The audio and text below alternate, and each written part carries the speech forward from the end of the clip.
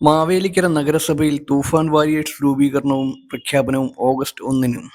ലഹരി എന്ന മഹാവിപത്തിനെതിരെ ജനകീയ പ്രതിരോധം തീർക്കാൻ മാവേലിക്കര നഗരസഭ ഓപ്പറേഷൻ തൂഫാൻ ലഹരിവിരുദ്ധ ജനകീയ മുന്നേറ്റത്തിന്റെ ഭാഗമായി ഓഗസ്റ്റ് 1-ന് വിപുലമായ ജനകീയ റാലിയും പൊതുസമ്മേളനവും സംഘടിപ്പിക്കുന്നു.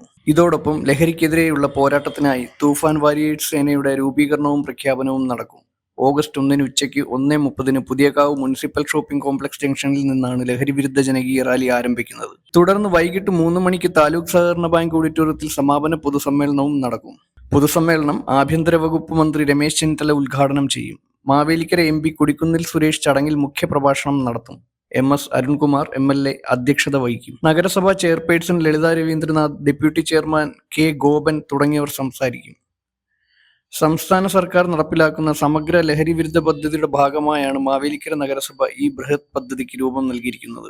നഗരസഭ അതിർത്തിയിലെ വഴിയോര കച്ചവടങ്ങൾ ഒഴിപ്പിക്കുന്നതിന്റെ ഭാഗമായി അന്യസംസ്ഥാന തൊഴിലാളികളുടെ ചെറുകിട കച്ചവട കേന്ദ്രങ്ങളിൽ നടത്തിയ പരിശോധനയിൽ വൻതോതിൽ ലഹരി വസ്തുക്കൾ പിടിച്ചെടുത്തിരുന്നു.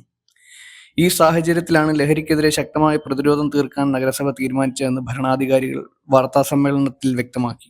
വളർന്നുവരുന്ന തലമുറയെയും യുവത്വത്തെയും ലഹരി മാഫിയയുടെ കറുത്ത കരങ്ങളിൽ നിന്ന് മോചിപ്പിച്ച് നാടിന്റെ ഭാവി സുരക്ഷിതമാക്കുക എന്ന ലക്ഷ്യത്തോടെയാണ് ഈ പദ്ധതി നടപ്പിലാക്കുന്നതെന്ന് നഗരസഭാ ചെയർപേഴ്സൺ ലളിത രവീന്ദ്രനാഥ് പറഞ്ഞു.